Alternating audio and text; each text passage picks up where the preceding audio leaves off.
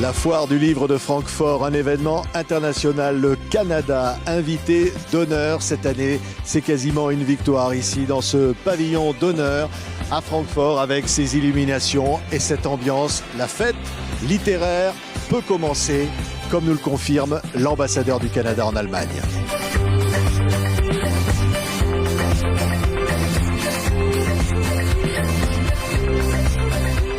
Stéphane Dion, bonjour, monsieur l'ambassadeur du Canada en Allemagne.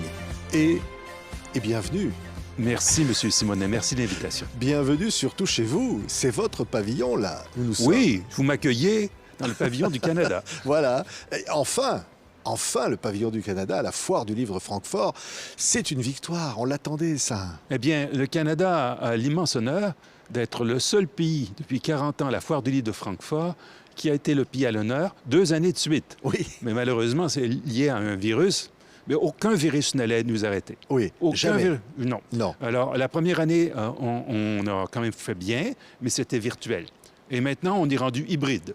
C'est-à-dire que la foire du livre aura environ la moitié de sa taille normale, mais on va rejoindre plein de gens qui ont pris l'habitude de pitonner et de rejoindre virtuellement.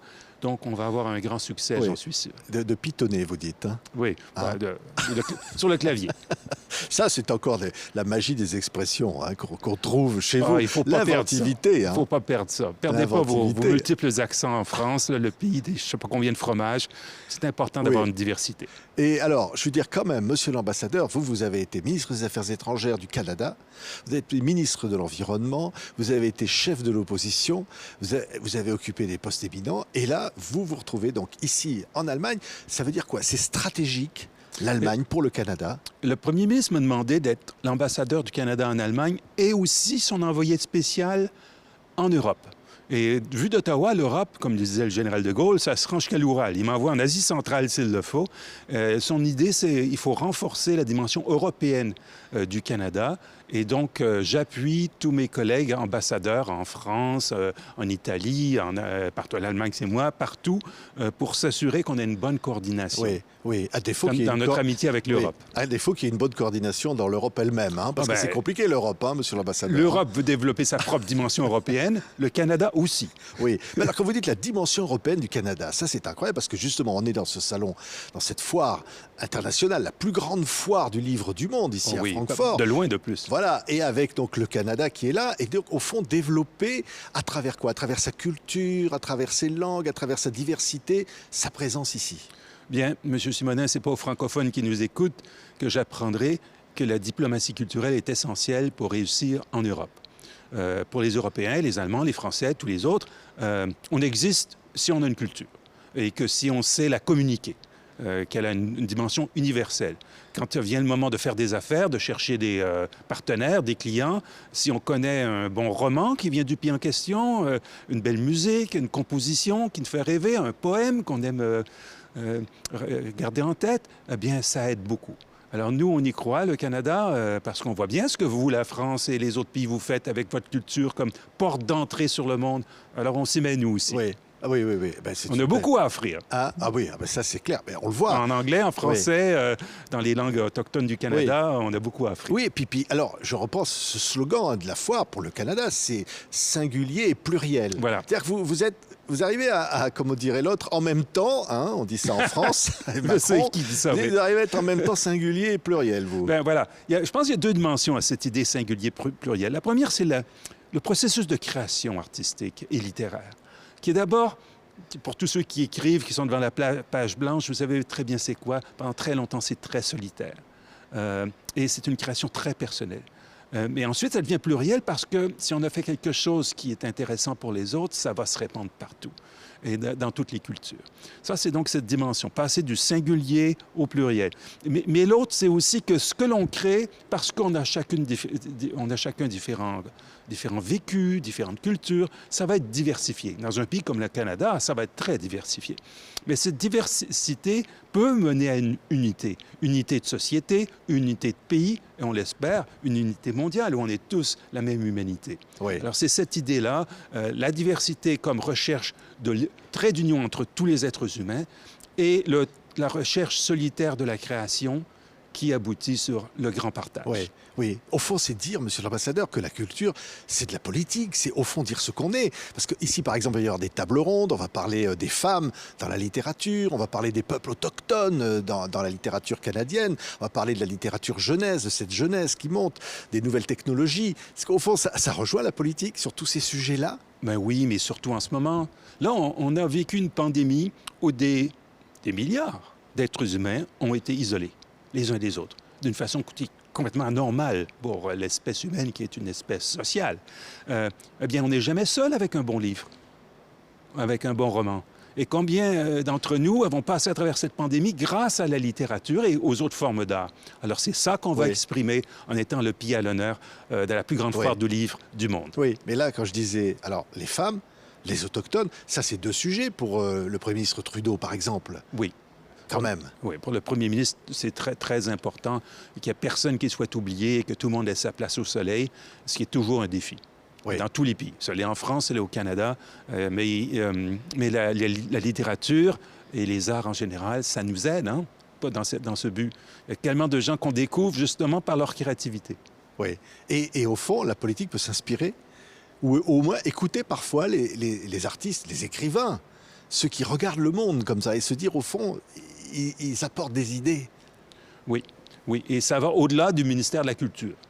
Il faudrait on soit tous un peu poètes, y compris quand on est ministre des Finances. Ça nuirait pas. Oui, c'est vrai.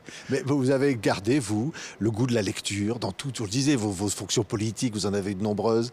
C'est important de garder cette racine-là quand on est comme vous aux avant-postes. Je lis tout le temps à cause de mon travail, mais j'essaie le soir de garder du temps pour lire de la fiction, lire des romans ou des livres d'histoire. J'ai besoin de ça, parce que si c'est juste la lecture du travail, on va s'assécher. Oui. On a besoin de s'irriguer et c'est très important de garder un regard d'enfant sur toutes les histoires, les bons conteurs d'histoires qu'on a dans nos différents pays, nos différentes cultures. Et comme je le dis, nous, les Canadiens, en anglais, en français, on est capable de le faire. Mais vous le savez, vous connaissez plusieurs de nos auteurs. Oui, oui, bien sûr. Mais juste encore un mot, parce qu'au fond, le Canada, comment on le voit ici en Allemagne? Comment vous pensez qu'il y a une vision juste de ce que vous êtes? Vous qui êtes au contact de la population ici. Je crois que le Canada est le plus européen des pays non européens. Que le Canada est un pays qui a ses difficultés qui sont énormes, mais qui s'efforce d'avoir un sens à travers sa diversité. Comme le dit notre premier ministre, la diversité est un fait, l'inclusion est un choix. Et c'est le bon choix. Alors, il faut qu'on y arrive au Canada, qu'on montre au monde entier, d'abord que les francophones, les Québécois, les autres Canadiens, on est capables de construire un grand pays ensemble, parce que combien il y a de Canada dans le monde? Combien il y a de pays qui ont des gens qui ont différentes cultures, différentes langues? Et s'il fallait faire éclater tous ces pays, on aurait une bien pauvre planète. Donc, c'est important qu'on montre ça et qu'on le montre à travers, notamment, notre littérature et notre culture, nos formes de culture et d'art qui sont tellement diversifiées, mais qui se réunissent un jour. Oui. Parce qu'au fond, oui, il y a quelque chose d'universel. Il y a un message un peu universel. Je crois. Dans ce qu'est l'histoire du Canada. Donc, au fond, comment le Canada s'est construit, finalement, un message au reste du monde. Oui, je crois. Je crois que beaucoup de pays dans le monde aimeraient arriver à faire le trait d'union à travers leur diversité et en tirer quelque chose de plus grand. Je ne dis pas qu'au Canada, on est à la hauteur de l'idéal, du modèle auquel les Allemands, les Français, les autres Européens et les autres êtres humains en général. Quand vous demandez aux gens, dans quel pays aimeriez-vous vivre si ce n'était votre pays? Bien, le Canada n'est jamais loin du podium. Hein? Oui. Mais on cherche, nous les Canadiens, à atteindre ce modèle, parce qu'on ne l'atteint pas, il est inatteignable. C'est l'inaccessible étoile. Mais on s'y efforce. Oui. Et quand je dis vous êtes une grande famille, j'ai lu sur Internet que vous étiez un cousin éloigné de Céline Dion, Monsieur Dion. Oui, mais moins éloigné, j'aimerais bien, je chanterais mieux.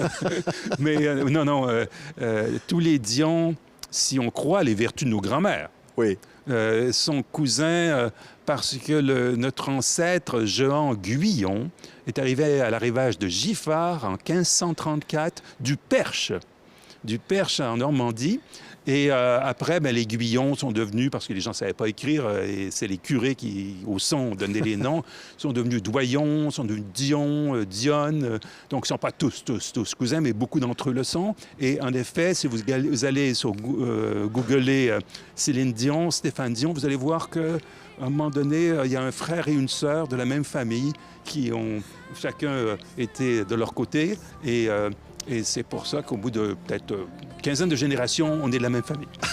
Merci beaucoup. Je suis très honoré de ça. D'ailleurs, ça me facilite la vie parce que où que je vais dans le monde, je n'ai pas besoin d'épeler mon nom. Dès que je dis Dion, les gens savent comment l'écrire. Merci, monsieur l'ambassadeur. Alors, on va se quitter avec la voix magnifique de votre parente, Céline, qui... vous gagnez au change. Qui gagne au change, en vous remerciant ici, dans ce pavillon du Canada, à l'honneur de cette foire internationale du livre de Francfort dans TV5 Monde. On est très heureux d'être ici présent pour souligner sa force. Merci beaucoup, monsieur l'ambassadeur. Ça m'a fait tellement plaisir.